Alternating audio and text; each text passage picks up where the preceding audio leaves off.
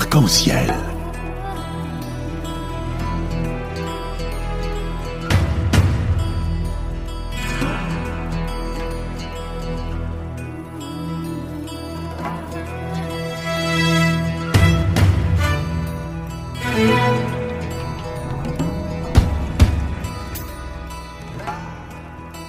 Arc-en-ciel, chaque dimanche, actualité, culture, économie, société et animation festive.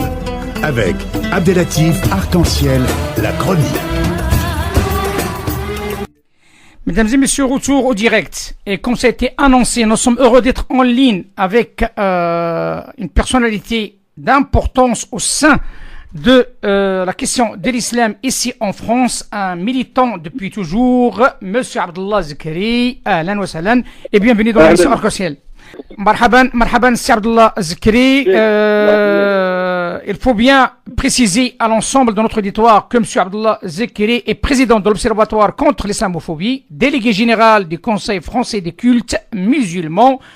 La question de l'islam est toujours d'actualité. Souvent, les musulmans sont visés comme quoi sont acteurs de passifs ou actifs des attentats, mais cette fois-ci, la question, la menace terroriste est venue d'ailleurs et les préoccupations des musulmans de France après une priorité au sein de la France.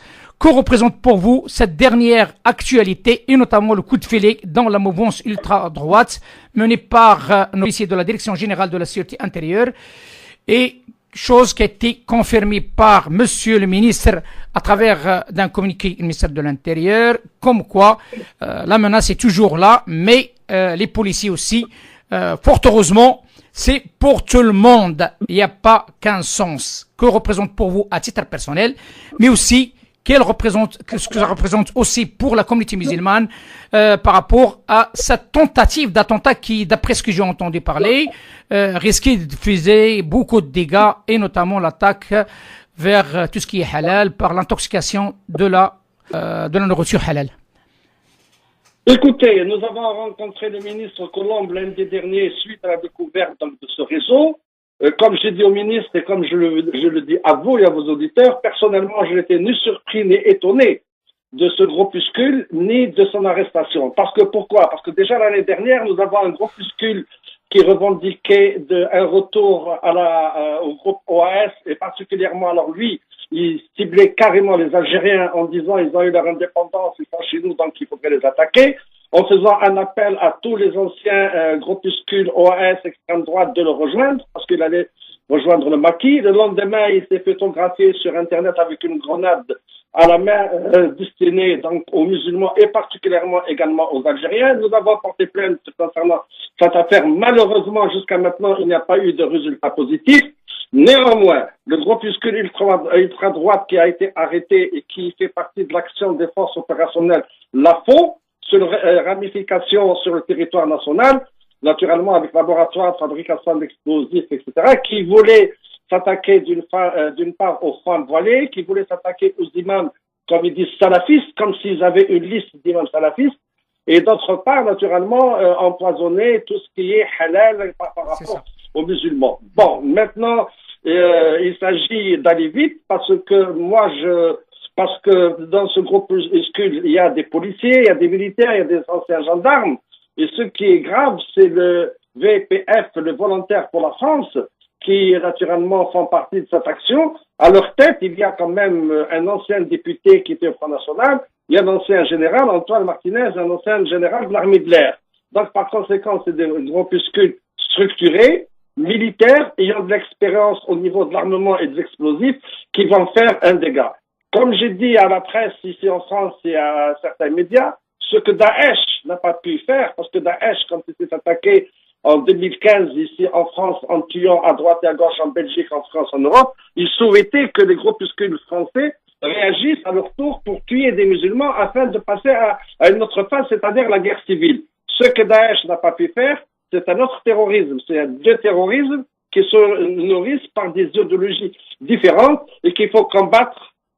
Malheureusement qu'il faut combattre et surtout il faut être très vigilant. Maintenant, non seulement ils ont été arrêtés, mais ce que nous souhaitons, c'est que la justice aille vite pour essayer de démontrer, parce que je suis persuadé en ce qui me concerne par rapport à ce que je vois, par rapport à ce que j'entends, par rapport à ce que je suis sur les réseaux sociaux, je pense que le groupuscule n'est pas anodin, il n'est pas seul. Il y a d'autres également groupuscules, je suppose, qui sont en train, naturellement, de naître sur le territoire français parce qu'il y a un climat malsain, il y a un climat, on le sent d'ailleurs, et puis en plus, moi j'accuse certains hommes politiques par rapport à leur discours, par rapport à leur discussion, par rapport à l'islam, accuser l'islam, stigmatiser l'islam et les musulmans, les rendre responsables de tous les maux de la France. Donc par conséquent, et par rapport également à l'immigration qu'on remet sur le tapis, par rapport aux migrants qui viennent, donc tous ces discours-là nourrissent ces réseaux terroristes extrémistes. Vous êtes un spécialiste et vous êtes aussi, il faut pas l'oublier, il faut bien le préciser. Hein, donc, Monsieur Abdullah Zikri est le président aussi de cet observatoire contre l'islamophobie. Selon vous, est-ce que l'islamophobie a pris de l'ampleur ces dernières années après les attentats? En 2015, quand il y a eu les attentats en France concernant Charlie, l'hypercacher, le mois de janvier 2015, les actes islamophobes ont augmenté de 1172%. Je dis bien, je ne me trompe pas, de 1172%. Donc en 2015. Par la suite, en fin d'année, il y a eu une augmentation totale à peu près de 60%. 2016, il y a eu une diminution parce que il n'y a pas eu beaucoup d'attentats. En 2017, effectivement, les attentats ont diminué de 37%. Les actes anti-musulmans. Quand je parle d'actes anti-musulmans, c'est-à-dire c'est la violence à l'égard des femmes, la violence à l'égard des lieux de culte, et puis les menaces et les insultes par courrier. Et bon, ça, c'est un point, naturellement, 2017, une diminution. 2018, l'année là que nous commençons, le premier trimestre de janvier, février, mars, le premier trimestre 2018, les actions anti-musulmanes ont repris un petit peu, ils ont augmenté de 15%. Bon, c'est pas tellement important, mais de 15%. Bon, ceux qui sont visés, comme je vous dis, c'est les lieux de culte. Mais le plus grave, c'est la justice. Je vais justement vous édifier. Nous avons porté plainte contre une élue d'une ville qui s'appelle Compiègne, Ariel, cette adjointe au maire qui avait fait un tweet en disant coucher avec un musulman, c'est coucher à côté d'un chien enragé. Nous avons porté plainte officiellement auprès de la procureure de la République de Compiègne. Nous avons reçu, les avocats et l'observatoire, un courrier disant que l'enquête est en cours. Et lorsque nous avons vu rien venir, nous avons saisi donc le procureur pour dire où en est le dossier. Alors tenez-vous bien, il y a un mois, nous recevons une lettre de la même procureure de la République pour dire que la plainte étant perdue, je dis bien perdue, donc de ce fait, l'affaire est classée. J'en ai parlé avec le Premier ministre Philippe pour lui dire que je suis très surpris qu'on perde une plainte. Il me dit, bon, écoutez, ça peut arriver. J'en ai parlé lundi dernier avec le ministre de l'Intérieur Colombe pour lui dire tout mon étonnement et mon inquiétude devant une telle affaire. Il a été surpris parce qu'il n'était pas au courant du tout de cette affaire-là. Or que sa conseillère, je lui avais remis le dossier, elle était au courant. Donc, nous allons essayer de voir, peut-être porter plainte directement contre l'État, parce qu'on ne peut pas accepter cela. Il y a un imam actuellement à Toulouse, on est en train de l'accuser il y a à peine 4 jours. Déjà, il y a la police judiciaire qui mène l'enquête, il y a tout le monde qui mène l'enquête. Alors, cette justice à double vitesse, lorsqu'il s'agit des musulmans qui sont attaqués et qui portent plainte et que le dossier s'égare et qu'il n'y a pas de suite, et lorsque le contraire, quand une plainte contre les musulmans, la justice se met en branle immédiatement, et là, il faudrait qu'ils comprennent une fois pour toutes que les musulmans en France, ce sont des citoyens français au même titre que les autres, ils doivent être respectés de la même manière. On leur demande pas plus ni moins. On demande ni faveur, on demande d'égalité, la justice, et qu'il n'y ait pas une justice à double vitesse. Dans ce climat que vous décrivez, la quasi-totalité, la majorité des musulmans attendent cette initiative du président Macron pour mettre, d'après ce qui a été annoncé, du courant du premier semestre, donc on est arrivé à la fin de ce premier semestre, on est au mois de juillet, les jalons de l'islam de France. On est où, s'il vous plaît? Il n'y a pas d'islam de France. Je condamne l'islam de France.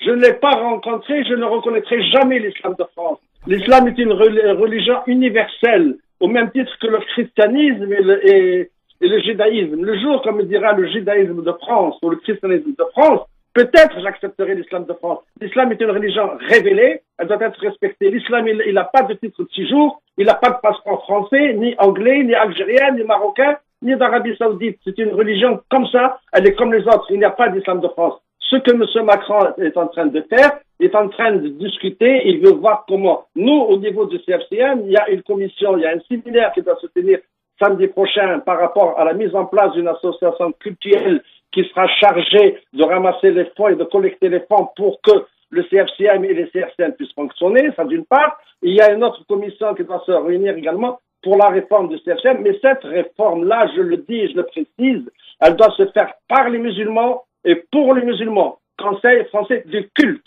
Culte qui dit culte, il ne peut pas y avoir d'ingérence ni du président de la République, ni de l'État, parce que il y a la loi de la laïcité, la séparation de l'État et du religieux. Il y a la laïcité qui ne permet pas à un État de s'ingérer dans le culte, comme cette laïcité ne permet pas aux religieux de s'ingérer dans la politique. Alors, nous disons, nous, dialoguer, oui, échanger, oui, trouver des solutions, oui, imposer aux musulmans certaines manières de réagir, comme ont fait les 300 signataires il y a quelque temps pour dire qu'il faut changer le Coran parce que dans le Coran, il y a des versets qui sont violents. Alors moi, je leur dis d'aller lire la Bible, d'aller lire la Torah, y compris la Marseillaise, qui est un chant révolutionnaire qui a été transformé en hymne national et dans lequel il y a également des mots violents. Alors, la violence, dans les religions, elle est connue des siècles et des siècles. Elle ne concerne pas l'islam, elle concerne toutes les religions. Maintenant, il va de soi, il ne faut pas sortir les choses de leur contexte dans un verset du Coran ou d'un hadith du prophète alayhi salatu wassalam.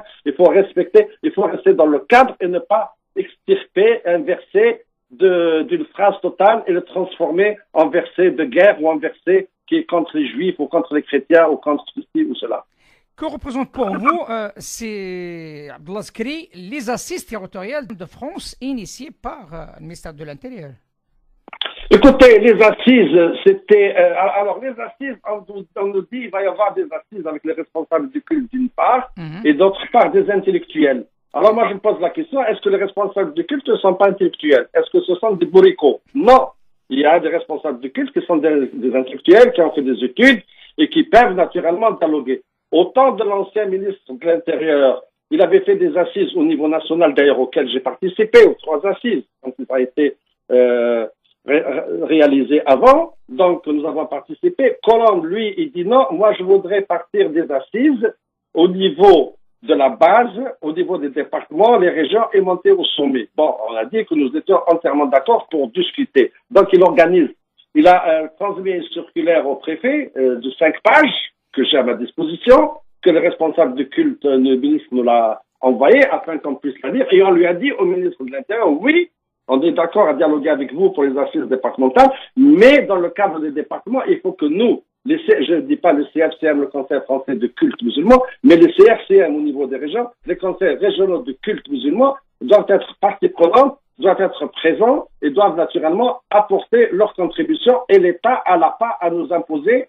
ni des textes, ni une orientation. L'islam est notre religion, nous devons le défendre et nous devons naturellement présenter un islam de paix, l'islam que nos parents, au Rasoul, ont appris à tous nos grands-parents et à nos grands-parents, l'islam de juste milieu, un islam de paix. L'islam, le mot islam, c'est l'islam, c'est paix. Il faut qu'ils connaissent ça, il faut qu'ils respectent cela et qu'on arrête par rapport à une poignée de terroristes d'individus qui naturellement ont ensanglanté la France et l'Europe et de ne pas croire que tous les musulmans sont comme ça, parce que si tous les musulmans, 5 millions, 6 millions du monde de France étaient des fondamentalistes et des terroristes, eh bien la France, elle serait comme la Syrie. Malheureusement, ce n'est pas le cas. Donc par conséquent, nous avons dénoncé, nous avons combattu le terrorisme sous toutes ses formes et je suis bien placé pour en parler parce que l'Algérie, mon pays, a connu une décennie noire. Nous avons souffert de ce terrorisme à l'époque où les pays d'Europe rigolaient et tapaient des mains et les journalistes accusaient également l'État et l'armée en disant qui tue qui. Je me rappelle, j'ai une bonne mémoire, j'ai un bon souvenir.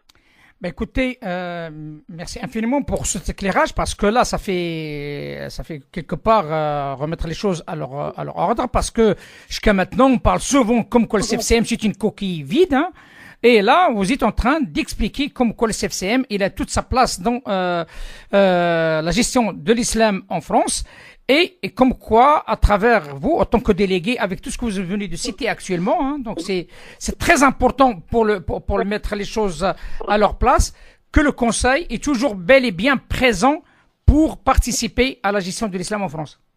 Ceux qui disent que le CFCM est une coquille vide, je peux vous assurer et vous rassurer qu'ils ont fait des mains et des pieds pour essayer d'être dans le CFCM. Ils n'ont pas été élus, ce n'est pas nous qui les avons rejetés. C'est les mosquées, la base qui les a rejetés, ils n'ont pas eu leur place. Ils parlent de CFCM coquille vide parce qu'ils n'ont pas eu leur place, ils n'ont pas été capables d'être élus et qu'ils n'ont rien fait ni pour l'islam ni pour les musulmans. Leur place, je pense, dans certains, je peux dire, c'était plus des adeptes de bar que des adeptes du Coran. Ben écoutez, merci infiniment Sir Abdallah Zikri par rapport à cet éclairage et surtout un dimanche. Je vous dis bonne chance par rapport à cette réunion qui va avoir lieu apparemment cette semaine pour le CFCM, ce séminaire qui peut amener des résultats à sa présidence, Monsieur Ahmed Ogras. Merci infiniment Sir Abdallah Zikri. Je vous en prie, au revoir. Au revoir monsieur, au revoir. Arc-en-ciel.